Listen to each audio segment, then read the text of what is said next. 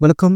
நான் ருத்ரவிநாயக பாண்டியன். எனக்கு ஜோதிட ஞானம் மற்றும் ஆன்மீக அறிவை வழங்கிய பிரபஞ்ச பேராற்றல் மற்றும் இயற்கைக்கு நன்றி தெரிவித்து இந்த பதிவினை வழங்குகின்றேன். நம்ம இன்னைக்கு ஜாதகம் தொடர்பான விளக்கப்பதிவை பார்க்க இருக்கின்றோம். அதன் அடிப்படையில் ஒரு அரசியல் பாரம்பரிய குடும்பத்தை சார்ந்த கலைஞர் கருணாநிதி அவர்களுடைய மருமகன் முரசொலி மாறன் அவர்களுடைய முன்னாள் மத்திய அமைச்சராக இருந்த முரசொலி மாறன் அவர்களுடைய மைந்தன் சன் குழுமத்தின் ஒரு முக்கிய பங்குதாரர் தயாநிதி மாறன் அவர்களுடைய ஜாதகம் தொடர்பான விளக்கத்தை பார்க்க இருக்கின்றோம். தயாநிதி மாறன் ஒரு இந்திய அரசியல்வாதி. இவர் டிசம்பர் 5, 1966 ஆண்டு தமிழ்நாட்டில் தஞ்சாவூர் மாவட்டத்தில் இருக்கக்கூடிய கும்பகோணத்தில் பிறந்தவர். இவர் இந்தியாவின் தொலைத்தொடர்பு மற்றும் தகவல் தொடர்பு துறை மத்திய அமைச்சராக மே 2004 வருடம் முதல் மே 2007 வரை பொறுப்பு வகித்தார். பின்னர் மத்திய அமைச்சராக நெசவுத்துறை மற்றும் ஆய அமைச்சரவை ஜவுளித்துறை சார்ந்த பிரிவிலும் ஒரு அமைச்சராக பணியாற்றியிருக்கின்றார். மத்திய அமைச்சராக திறன்பெற பணியாற்றிய தயாநிதி மாறன் அவர்கள் மத்திய சென்னை தொகுதியிலிருந்து நாடாளுமன்ற உறுப்பினராக 2004, 2009, 2019, 2024 போன்ற தேர்தல்களில் தொடர்ச்சியாக வெற்றி பெற்று நாடாளுமன்ற உறுப்பினராக தேர்ந்தெடுக்கப்பட்டார். 2014 வருடம் மட்டும் அவருக்கு மத்திய சென்னை தொகுதியிலிருந்து வெற்றி பெற இயலவில்லை, தோல்வி கிடைத்தது. இவர் திராவிட முன்னேற்ற கழக கட்சியின் திறன்பெற தன்னுடைய பங்களிப்பை செய்து வருகின்றார். இவர் குடும்பம் என்று பார்த்தால் இவருடைய தந்தை முன்னாள் மத்திய அமைச்சராக இருந்த முரசொலி மாறன் அவர்கள். இவர் பிரியா மாறன் என்பவரை திருமணம் செய்திருக்கின்றார். இவருக்கு கரண் மற்றும் திவ்யா மாறன் என்ற 2 குழந்தைகள் உள்ளனர். இவர் கல்வி சார்ந்து பார்க்கும் பொழுது இவர் டான் பாஸ்கோ, சென்னையில் இருக்கக்கூடிய டான் பாஸ்கோ பள்ளியில் தன்னுடைய இளமை கால பள்ளி படிப்பையும் மற்றும் லயோலா கல்லூரியில் தன்னுடைய கல்லூரி படிப்பையும் மற்றும் வெளிநாடு சார்ந்து ஒரு முதுகலை பட்டமும் இவர் பெற்றிருக்கின்றார். இவர் பொருளாதாரம் சார்ந்து இவர் கல்வி பயின்றிருக்கின்றார். இவர் முன்னாள் மத்திய அமைச்சராக இருந்த முரசொலி மாறன் அவர்களை சார்ந்தே அவர்களுடைய பின்புலத்தின் மூலமாக இயங்கக்கூடியவராகவும் இவருடைய மூத்த சகோதரரான கலாநிதி மாறன் அவர்கள் சன் குழுமத்தின் நிர்வாக இயக்குனர் மற்றும் சன் தொலைக்காட்சி ஒளிபரப்பாளராகவும் இருக்கின்றார். இவர் பொருளாதாரத்துறையில் திறன்பட கல்வி பயின்றிருந்தாலும் இவர் பல்முக திறமை கொண்டவராக இருக்கின்றார். இவர் திமுக உயர்நிலை செயல்திட்ட குழு உறுப்பினராகவும் உள்ளார். இவர் அமைச்சராக பணியாற்றிய பொழுது பூச்சி அலிக்கற்றை முறைகேடு சார்ந்த பிரச்சனையில் இவருக்கு தொடர்பு இருந்ததாக மத்திய புலனாய்வு செயலகம் சிபிஐ குற்றச்சாட்டு பதிவு செய்து விசாரித்தது. அதன் அடிப்படையில் இவர் அமைச்சரவையிலிருந்து 2011 வருடம் வெளியேறக்கூடிய சூழல் ஏற்பட்டது. இவர் தொலைத்தொடர்பு துறை அமைச்சராக இருந்தபொழுது தொலைபேசி கட்டண குறைப்பு சார்ந்த நடவடிக்கைகளை சிறப்பாக மேற்கொண்டார். தொலைத்தொடர்பு துறையில் ஒரு குறிப்பிடத்தக்க வளர்ச்சிக்கு இவர் தன்னுடைய பங்களிப்பை செலுத்தியிருந்தார். அனைவருக்கும் அதன் பயன்பாடு செல்ல வேண்டும் என்பதில் முக்கிய குறிக்கோளாக செயல்பட்டு அதன் அடிப்படையில் பல்வேறு விதமான தகவல் தொடர்பு துறை சார்ந்த முன்னெடுப்புகளை இவர் மேற்கொண்டிருந்தார். மற்றும் இவருக்கு ஏர்செல் மேக்சிஸ் முறைகேடு தொடர்பாக மேக்சிஸ் கம்யூனிகேஷன் என்ற மலேசிய நிறுவனத்திடமிருந்து 700 கோடி ரூபாய் கையூட்டு லஞ்சம் பெற்றதாக குற்றச்சாட்டும் இவர் மேல் தெஹல்கா வெளியிட்டது. மற்றும் BSNL தொலைபேசி இணைப்பை முறைகேடாக பயன்படுத்தியதாக இவர் மேல் வழக்கும் இருந்தது. BSNL நிறுவனத்தின் 323 தொலைபேசி இணைப்புகளை தன்னுடைய சொந்த வணிக செயல்பாடுகளுக்கு பயன்படுத்தியதற்காக குற்றச்சாட்டுகளும் உள்ளன. மற்றும் டாடா குழுமத்தில் இருக்கக்கூடிய டாடா ஸ்கை, அதாவது நேரடியாக வீட்டுக்கு தொலைக்காட்சி இணைப்புகளை வழங்கும் திட்டத்தில் தன் சன் குடும்பத்திற்கு சன் தொலைக்காட்சிக்கு 33% பங்கு வழங்குமாறு கேட்டதாகவும் இவர் மேலும் குற்றச்சாட்டு உள்ளது. ஆனால் இது உறுதிப்படுத்தப்படவில்லை. இது சார்ந்த புகாரின் அடிப்படையில் இந்த புகாரை உறுதிப்படுத்தினால் நஷ்டஈடு தர வேண்டும் என்று இவரே அந்த தகவலை வெளியிட்டவர்களுக்கு வக்கீல் நோட்டீஸும் அனுப்பியிருந்தார். இவர் பல்வேறு அம்சங்கள் பொருந்திய மத்திய அமைச்சராக பாரம்பரிய குடும்பத்திலிருந்து வந்த தயாநிதி மாறன் அவர்கள் தற்பொழுது அவருடைய அண்ணன் சார்ந்து ஒரு வக்கீல் நோட்டீஸ் அனுப்பியிருக்கின்றார். மற்றும் இவர் குடும்பத்தில் எதன் அடிப்படையில் இது போன்ற பிளக்குகள் ஏற்படுகின்றன மற்றும் இவர் மத்திய அமைச்சராக அரசியலில் கல்வி சார்ந்து ஒரு திறன்பட செயல்பட்டதற்கு எது காரணமாகும் மற்றும் இவர் மேல் பல்வேறு ஊழல் குற்றச்சாட்டுகளும் அமைந்ததற்கு எந்த கிரக அமைப்புகள் முக்கியமான காரணமாக அமைந்திருக்கின்றன என்பதை பார்த்து தெரிந்து கொள்ளலாம். அவருடைய பிறந்த தகவல் அடிப்படையில் நவாம்சம், ராசி கட்டம் மற்றும் தசாபதிகள் சார்ந்த பலன்களை தெளிவாகவும் விளக்கமாகவும் பார்க்க இருக்கின்றோம். அவர் நவாம்சம் அடிப்படையில் பார்க்கும்பொழுது லக்னத்திலேயே சூரியன் பார்த்தோம் என்றால் அவருடைய 9ஆம் அதிபதி சூரியன் லக்னத்திலேயே வருவது இவர் தந்தை சார்ந்த பலன்கள் இவருக்கு சிறப்பாக செல்வதற்கு நவாம்சம் ஒரு முக்கியமான ஒரு கருதுபடியாக ஒரு எடுத்துக்காட்டாக இருக்கின்றது. இவர் 3ஆம் இடத்தில் சுக்கிரனும் 4ஆம் இடத்தில் செவ்வாயும் 5இல் கேதுவும் மாந்தியும் மற்றும் 7ஆம் இடம் புதனும் சனியும் இருக்கின்றது. மற்றும் புதன் ஆட்சியாக 7ஆம் இடத்தில் இருக்கின்றார். இவருடைய லக்னாதிபதி 11ஆம் இடத்தில் இருக்கின்றார். அதன் அடிப்படையிலேயே லக்னாதிபதி 11ஆம் இடம் என்பது சகோதர அமைப்பு, மூத்த சகோதர அமைப்பு, அத்தை, சித்தப்பா சார்ந்த அமைப்புகளை குறிப்பிடுகின்றது. இவர் சார்ந்த பலன்கள், இவர் தன்னுடைய சகோதரர் சார்ந்து இயங்குவதற்கு இவருடைய லக்னாதிபதி குரு 11ஆம் இடத்திலும் மற்றும் குரு, ராகு மற்றும் சந்திரனுடன் சேர்ந்து இருக்கக்கூடிய கிரக அமைப்பு. இவருடைய 8ஆம் அதிபதியான சந்திரன் மற்றும் ராகுவும் சேர்ந்து இருப்பதன் அடிப்படை தன்னுடைய மூத்த சகோதரர் சார்ந்த பலன்கள் இவர் பெறுவதற்கும் மற்றும் அது சார்ந்த பிணக்குகள் சில இருப்பதற்குமான ஒரு கிரக அமைப்புகளை நவாம்சத்தில் தென்பட செய்கின்றன.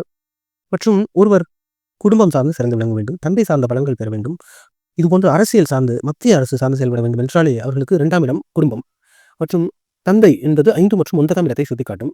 மற்றும் மத்திய அரசு ஒரு MP போன்ற அமைப்பு மற்றும் ஒரு மத்திய அமைச்சர் போன்ற அமைப்பு 11, 12 இடங்கள் 7ஆம் இடம் குறித்து 7, 11, 12 நான் முன்பே குறிப்பிட்டிருந்தேன். 7 என்பது ஒரு ஜாதக கட்டத்தை எடுத்திருந்தால் கூட 1 முதல் 12 வரை இருக்கின்றது. அதோட மத்திய அமைப்பு என்ற 6க்கு அடுத்து 7 தான் ஒரு சென்டர். ஒரு ஜாதக கட்டத்தில் 7 சென்டர். அதே போல மத்திய அரசு சார்ந்த துறைகளில் ஒருவர் மத்திய அரசு சார்ந்த இதுபோன்று IAS, IPS ஆஃபீஸராக இருக்கட்டும், இது மத்திய அரசு சார்ந்த MP, மாநிலவை, அது நாடாளுமன்ற உறுப்பினர்கள், இதுபோன்று மத்திய அரசு சார்ந்த பணிகள் ஒரு குறிப்பிடத்தக்க முன்னேற்றம் இருக்க வேண்டும் என்றால் அவர்களுக்கு 7ஆம் இடத்துக்கு பிறகு 7, 9, 11, 12 இதெல்லாம் சிறப்பாக இருக்க வேண்டும். 7ஆம் இடம் என்பது ஒரு தொடக்க புள்ளியாக இருக்கும். அதன் அடிப்படையில் ஒரு மாநிலங்களவை உறுப்பினராகவோ நாடாளுமன்ற உறுப்பினர்களாகவோ இருக்க வேண்டும் என்றால் அவருடைய 6 இடத்துக்கு தாண்டி 7 முதலில் ஒரு தொடக்கத்தை கொடுக்கும். பிறகு 9, 11 எல்லாம் நன்றாக இருந்தால் அவர்கள் இதுபோன்று மத்திய அமைச்சராக திறன்பட செயல்பட முடியும். அதன் அடிப்படையில் இவருக்கு 7ஆம் இடத்தில் புதனும் சனியும் இருக்கின்றது. இவருடைய 2ஆம் அதிபதியும் 7ஆம் இடத்தில் இருக்கின்றார். இவர் குடும்பமே மத்திய அரசு சார்ந்து செயல்படக்கூடிய குடும்பமாகவும் மற்றும் இவர் 7ஆம் இடம் புதன் ஆட்சியாக இருப்பது இவர் ஒரு நாடாளுமன்ற உறுப்பினராக சிறந்து விளங்குவதற்கு முக்கியமான காரணமாகும். மற்றும் இதற்கு லக்னாதிபதியே 11ஆம் இடம் இருப்பதன் அடிப்படையில் 12ஆம் இடம் லாபஸ்தானம், அரசியல் சார்ந்த வெற்றிகளை சுட்டிக்காட்டும். 10ஆம் அதிபதியும் 7ஆம் இடத்திலே இருக்கின்றார். அரசியல் என்பது 10ஆம் அரசு, மக்கள் பணி, பொதுப்பணி, சமூக சேவைகள் அனைத்தையும் 10ஆம் இடம் சுட்டிக்காட்டுகின்றது. 10ஆம் அதிபதியும் 7ஆம் இடம் சார்ந்து வருகின்றார். லாபஸ்தானமும் சிறப்பாகவே இருக்கின்றது. 11ஆம் அதிபதியும் 3ஆம் இடம் சார்ந்து வருகின்றார். மற்றும் இவர் 12ஆம் இடம் பொறுத்தவென்றால் ஒரு மத்திய அமைச்சராக 11, 12 இரண்டையும் பார்க்க வேண்டும். 12ஆம் இடம் என்று பார்த்தால் 12ஆம் அதிபதியும் 4ஆம் இடம் வருவது சிறப்பான யோக பலங்களை சுட்டிக்காட்டுவதாக உள்ளது. அதன் அடிப்படையில் இவருக்கு நவாம்சம் ஒரு நல்ல அம்சங்கள் பொருந்தியதாக இருக்கின்றது. ராசி கட்டத்தின் அடிப்படையில் முழுமையான பலங்கள் எவ்வாறு இருக்கின்றன என்பதை தெரிந்து கொள்ளலாம். ராசி கட்டம் அடிப்படையில் பார்க்கும் பொழுது இவர் திங்கட்கிழமை பூரம் 3ஆம் பாதம் நட்சத்திரத்தில் சிம்ம ராசியில் மீனம் லக்னத்தில் பிறந்திருக்கின்றார். இவருடைய லக்னத்திலிருந்து 2ஆம் இடத்தில் ராகு மால்டியுடன் சேர்ந்து புஷ்கர நவம்ச நட்சத்திர சாரம் பொருந்திருக்கின்றது. பொதுவாக 2ஆம் இடத்தில் ராகு, கேது, குரு போன்ற கிரக அமைப்பை பெற்றவர்கள் அவர்கள் குடும்பம் பாரம்பரிய குடும்பத்தை சார்ந்து இருக்கும், பாரம்பரியத்தை அதிகமாக விரும்பக்கூடியவர்களாக மற்றும் அந்த குடும்பம் சார்ந்த ஒரு கட்டமைப்புகளை இவர்கள் திறன்பட கையாள வேண்டும் என்பதை இந்த 2ஆம் இடம் சார்ந்து ராகு, கேது, குரு இது போன்ற அமைப்புகள் சுட்டிக்காட்டுவதாக இருக்கும். மற்றும் இவருக்கு லக்னாதிபதியே 5ஆம் இடத்தில் குரு உச்சமாக வக்கரமாக வருகின்றார். குரு நன்றாக இருப்பதனால் இவருக்கு குரு தான் நிதி, பொருளாதாரம் இவை அனைத்தையும் சுட்டிக்காட்டுவதாக உள்ளது. அதன் அடிப்படையில் இவர் பொருளாதாரம் சார்ந்த கல்வி படிப்பதற்காக மற்றும் இவர் பேரிலே நிதி என்பது இவருக்கு சிறப்பான ஒரு தன்மை பொருந்தியதாகவும் இருக்கின்றது. லக்னாதிபதி 5ஆம் இடம் என்பது இவருடைய குழந்தை பருவத்தில் இவர் தந்தை சார்ந்து இயங்குவதும், தந்தை போலவே இவர் ரிசம்பிளன்ஸ் அதிகமாக தந்தையிடமிருந்து நிறைய ஒரு அனுபவங்களை கற்று அதன் அடிப்படையில் செயல்படக்கூடியவராக இருப்பார். அதன் அடிப்படையில் இவருக்கு லக்னாதிபதி 5ஆம் இடத்தில் குரு உச்சமாக இருக்கின்றார். 6இல் சந்திரன் சிறப்பாக புஷ்கர நவம்ச நட்சத்திரசாரம் பொருந்திருக்கின்றது. மற்றும் 7ஆம் இடம் செவ்வாய் புஷ்கர நவம்ச நட்சத்திரசாரம் பொருந்திருக்கின்றது. 8 புதனும் கேதுவும், புதன் கிட்டத்தட்ட 8 மற்றும் 9 சார்ந்து இயங்கக்கூடியவராக இருக்கின்றார். 10ஆம் இடத்தில் மற்றும் 9ஆம் இடத்தில் சூரியனும் சுக்கிரனும் சேர்ந்திருக்கின்றது. மற்றும் இதற்கு பார்த்தோம் என்றால் கிரக அமைப்புகள் இவருக்கு 5ஆம் அதிபதி 6ஆம் இடத்தில் வருகின்றார். 6ஆம் அதிபதியான சூரியன் 8ஆம் இடம் வருகின்றார், 9ஆம் இடம் வருகின்றார். 9ஆம் அதிபதி 7ஆம் இடம், 7ஆம் அதிபதி 8. இதுபோன்று இதற்கு 6, 7, 8, 9 இந்த கிரகங்கள் சார்ந்த 5, 6, 7, 8, 9 இந்த கிரகங்கள் எல்லாமே ஒரு சூழ்ந்து இருக்கக்கூடிய ஒரே இடத்தில் இருக்கக்கூடிய அமைப்பையே பெற்றிருக்கின்றார். இன்னும் சொல்ல வேண்டும் என்றால் 10ஆம் அதிபதியும் அவருக்கு 5ஆம் இடம் சார்ந்தே வருவதனால் இவருக்கு கிரகங்கள் சார்ந்த ஒரு சார்பு நிலை அதிகமாகவே தென்படுகின்றது.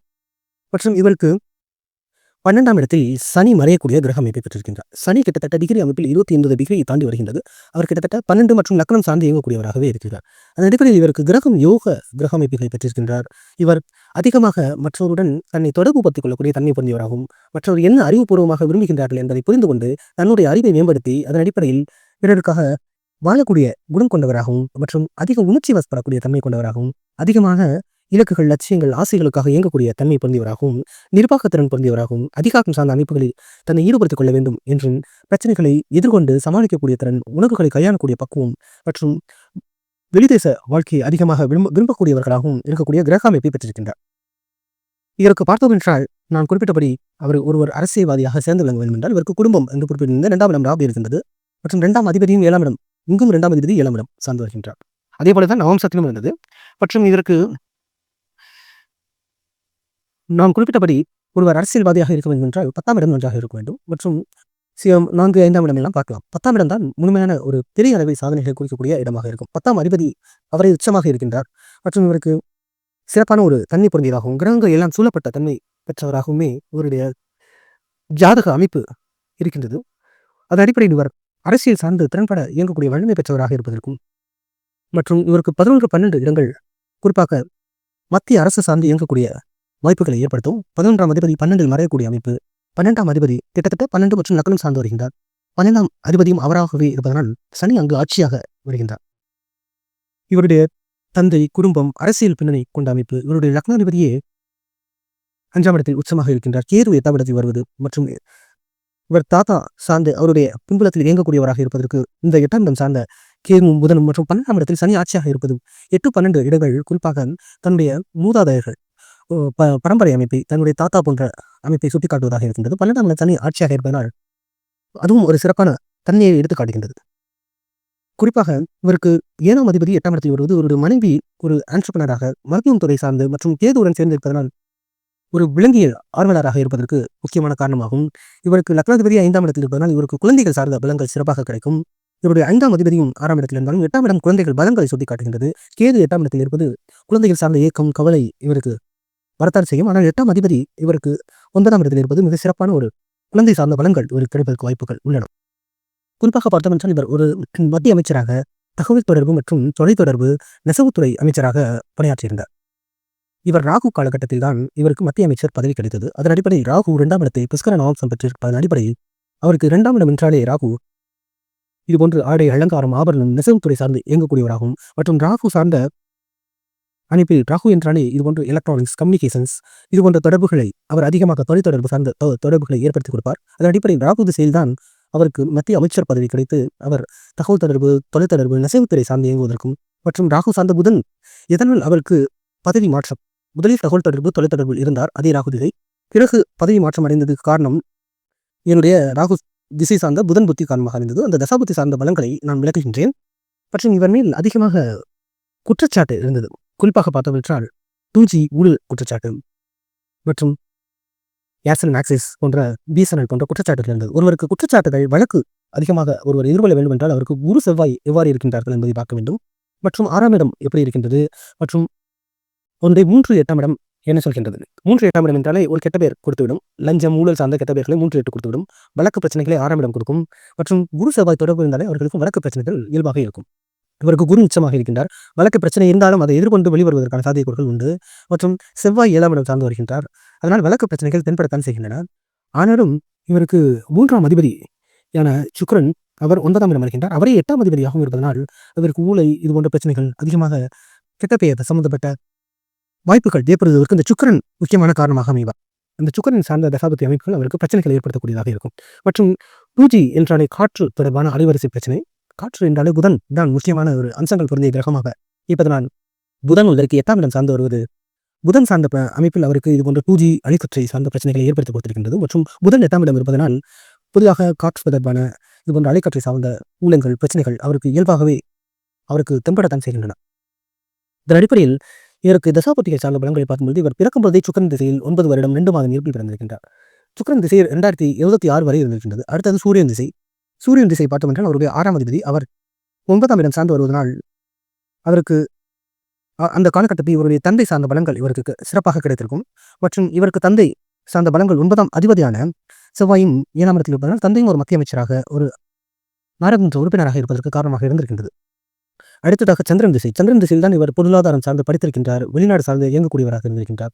செவ்வாய் திசை தான் இவருக்கு 7ஆம் இடத்தில் செவ்வாய் திருமணம், வாழ்க்கை இது போன்ற வாழ்வியல் அம்சங்களை சிறப்பாக எடுத்துக் கொடுத்திருக்கின்றது. அடுத்ததாக ராகு திசை. இவருக்கு 1999 முதல் இவருக்கு ராகு திசை இருந்திருக்கின்றது. அது 2017 வரை இவருக்கு ராகு திசை. அந்த காலகட்டத்தில் தான் இவருக்கு அமோகமான பலங்கள் சிறப்பாக கிடைத்திருக்கின்றது. ராகு 2ஆம் இடம் குடும்பம் சார்ந்து இவர் இருக்கின்றார். அதன் அடிப்படையிலே ராகு திசையில் 2004ஆம் வருடம் இவருக்கு முதன்முறையாக இவர் நாடாளுமன்ற தேர்தலில் போட்டியிட்டு வெற்றி பெறுவதற்கு காரணமாக இருக்கின்றது. ராகு 2ஆம் இடத்தில் இருப்பதனால் குடும்பம் சார்ந்த பலங்கள் இவருக்கு கிடைத்திருக்கின்றன. மற்றும் ராகு திசை இருந்ததனால் முதலில் தகவல் தொடர்பு, தொலைத்தொடர்பு அமைச்சராகவும் பிறகு ராகு சார்ந்த 2004 காலகட்டம் அவருக்கு ராகு சார்ந்த சனி தான் சனி 12ஆம் இடத்தில் வருகின்றார். சனி என்பது அவருடைய தாத்தா அமைப்பை சுட்டி காட்டுகின்றது.